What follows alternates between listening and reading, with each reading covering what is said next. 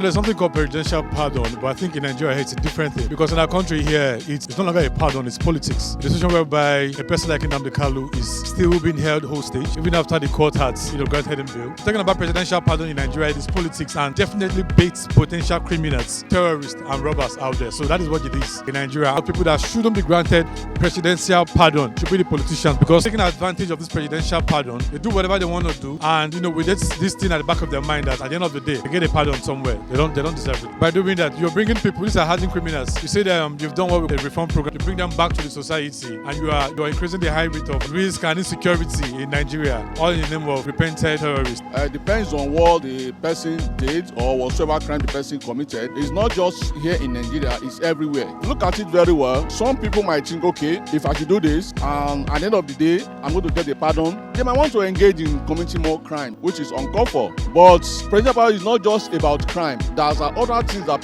a lot of people are there in the prison that they were innocent. So people like that can be given presidential pardon, and not those who have committed crime. But politicians should not be given the presidential pardon, because politicians, the way think is quite different from the way people out there think. They believe once they are there, they are alpha and omega, so they can do and undo. So why should you pardon them? It doesn't make any sense for pardoning them. Let them pay for whatsoever crime they've committed as a politician. There should be a pardon for them. If I put myself in the position of the president, I think I will do the same thing, but I won't just pardon any person. Somebody has done something wrong and has gone to jail or imprisonment. The person must have learned one or two things. So I believe it's a normal thing, it's a good thing to me. Especially when the person has shown a kind of remorse on what he or she has done. To me, I don't say anything bad in it. It depends on what the politician must have done. Something that has affected people negatively, so that maybe some people died during when the politician was in office.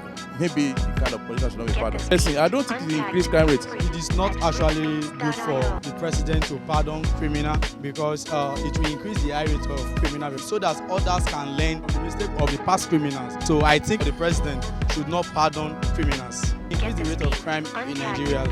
Once we are pardoning, we are giving more people space, chances to commit more crime. I was very happy about the presidential pardon. Pardon, it should be on a scale of the kind of offense the person does. Offense that's very substantial, I think it's okay. Somebody that committed an homicide, if you leave the person, how sure are you that the person wouldn't go back to that such crime?